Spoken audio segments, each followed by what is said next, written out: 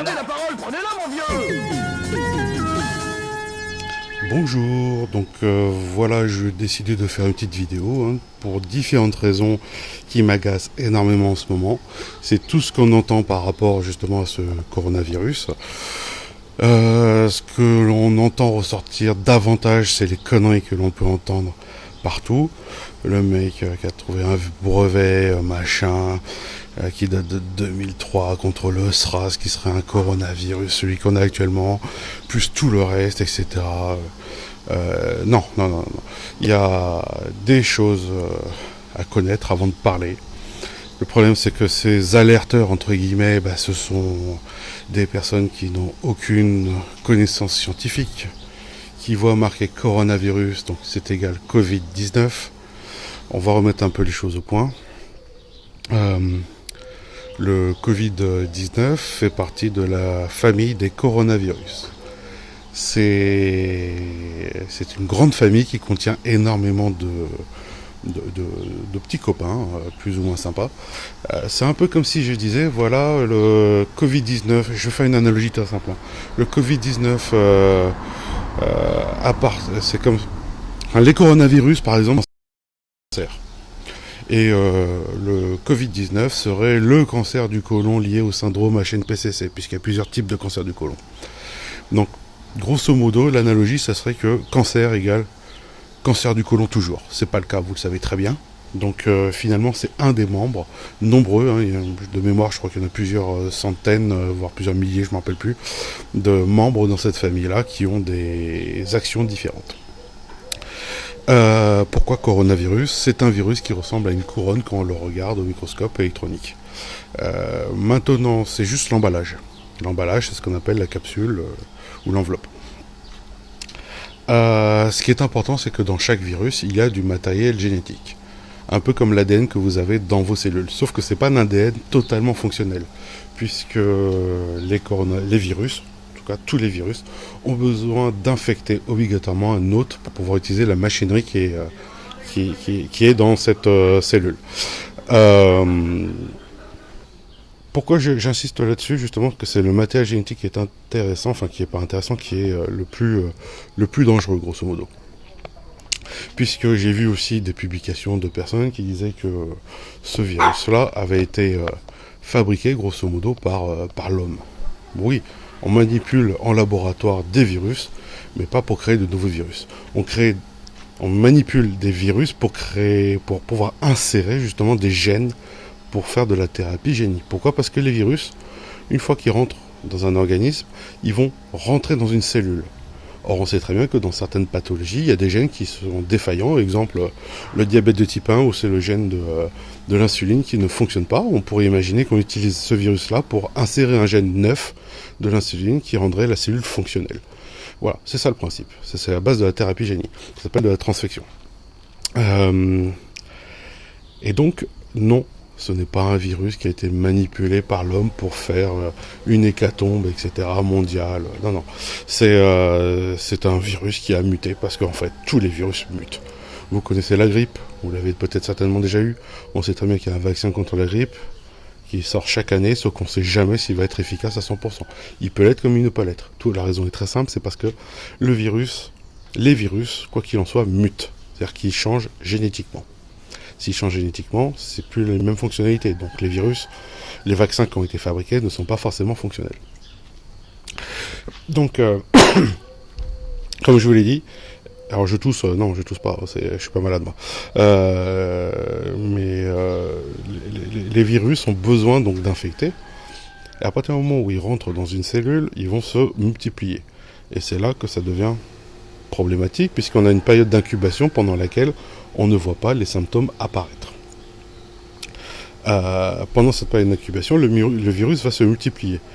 Donc on peut être infecté sans le savoir, et à ce moment-là, étant donné qu'on a le virus en soi, on peut le transmettre à son entourage. La période actuelle estimée donc, pour le virus est entre 5 et 10 jours d'incubation. Mais ça peut évoluer. Et donc vous êtes contagieux.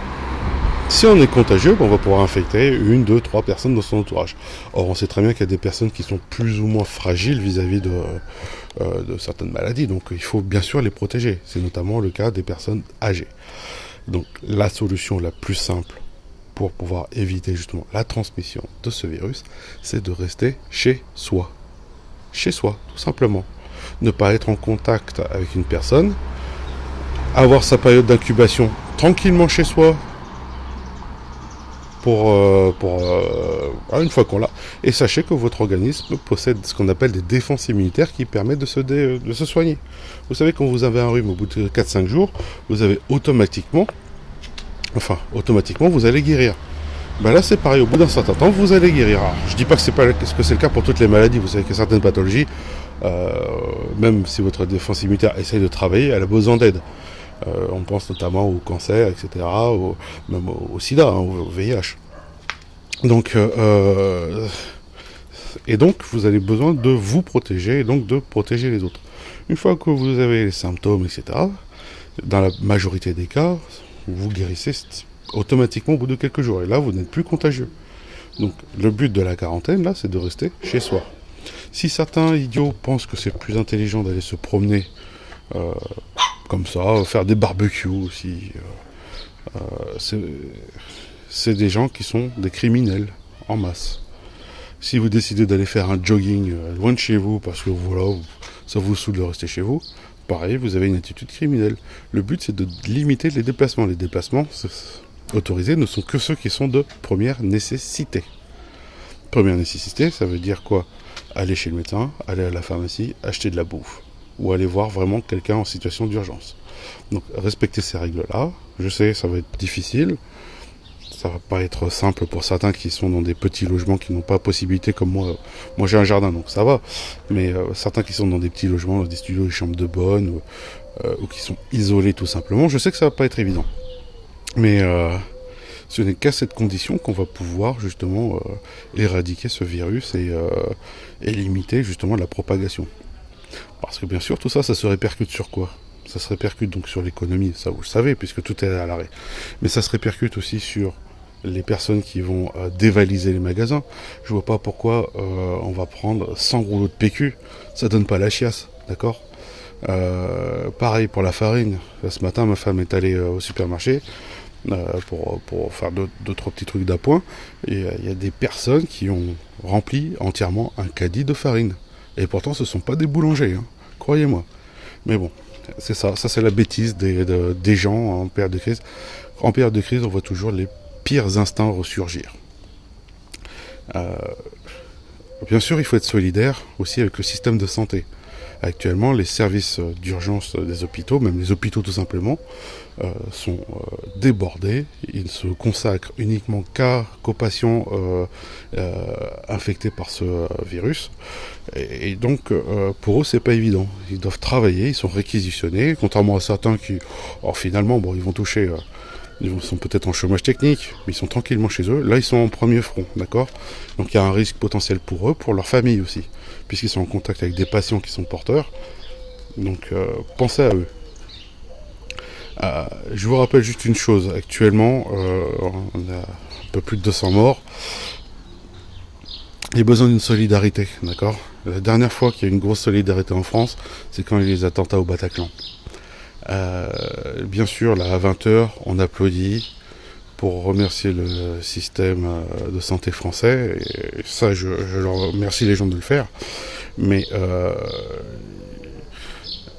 pensez quand même à rester chez vous, c'est important. Vous serez des héros comme ça. Vous restez chez vous, vous êtes des héros, vous avez contaminé personne et vous avez potentiellement sauvé des vies. Donc, faites pas les idiots. Ils vont penser que jamais ça va leur arriver, mais bon... Quand ça va leur arriver sur le coin de la tronche et que ça va toucher un membre de leur famille, là ils vont beaucoup moins rigoler. Et là ils iront se plaindre en disant qu'on les avait pas prévenus. Non, sauf que là, je pense qu'on les a suffisamment prévenus depuis pas mal de temps, hein, c'est pas nouveau. Bien sûr, vous allez vous demander qui suis-je pour donner des conseils. Bon, moi je suis pas grand chose, hein, je suis un enseignant de SVT.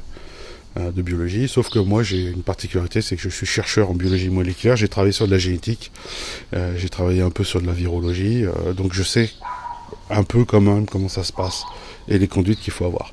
Donc je compte sur vous tous pour pouvoir réfléchir un peu, ne pas faire confiance surtout à tout ce que vous allez voir sur les réseaux sociaux, ça c'est important. Hier je me suis fait pourrir par un imbécile qui partageait massivement la vidéo de l'autre abruti là, qui avait trouvé le brevet ultime, que c'était les Français qui avaient développé ça, le virus. Je me suis fait pourrir par lui parce qu'il ne croyait pas. Il était persuadé que parce que un mécano partageait cette info, le mécano bien sûr est très formé à tout ce qui est virologie, santé publique, etc. Tout le monde le sait. Hein. Il faisait beaucoup plus confiance à ce mec-là que quelqu'un qui a fait de la biologie. Donc malheureusement, les technologies de l'information elles sont très bien à l'origine. Sauf que l'utilisation qu'on en fait, elle est totalement absurde. Internet avait été fait justement pour partager le savoir entre les scientifiques au départ. Après, c'était pour partager le savoir vis-à-vis de tout le monde. Tout le monde disait, c'est super, on va pouvoir trouver tout ce qu'on veut sur Internet, toutes les informations. Non, finalement, on trouve de l'ignorance. L'ignorance est partagée en masse au détriment justement de la connaissance. Juste une information pour tout le monde, ça peut peut-être vous intéresser. Il y a des études qui sont en train de montrer que le QI global de l'être humain diminue. Il diminue et c'est pas pour... on y est pour quelque chose, grosso modo. Bien sûr, on a voulu se faciliter la vie vis-à-vis des réseaux, de l'informatique et des réseaux sociaux. Sauf que on est devenu esclave de ça. On est devenu feignant, on ne réfléchit plus. Il faut qu'on vous prémâche une information pour qu'elle arrive dans le cerveau. Et l'esprit critique n'existe plus. Alors si, il y a un esprit critique, mais un esprit critique malsain. Et ça se retrouve sur Twitter, etc. Donc je compte sur vous pour réfléchir, faire fonctionner les neurones si vous en avez. J'espère que vous en avez. Et en réfléchissant, en évitant de partager des absurdités et en restant cloîtré chez vous pendant cette période de quarantaine, vous pouvez parfaitement justement arrêter les fausses informations. Voilà, c'était tout. Bonne journée, bon confinement, bon Netflix, bon YouPorn pour certains, parce que je sais qu'il y en a qui sont contents d'avoir ça. Moi personnellement je travaille, bien sûr je fais du Netflix, mais je travaille, j'ai fait des cours à distance, puisque mes élèves ont besoin d'avoir du savoir. Je répète, mes élèves ont besoin d'avoir du savoir et de l'esprit critique. Voilà, bonne journée.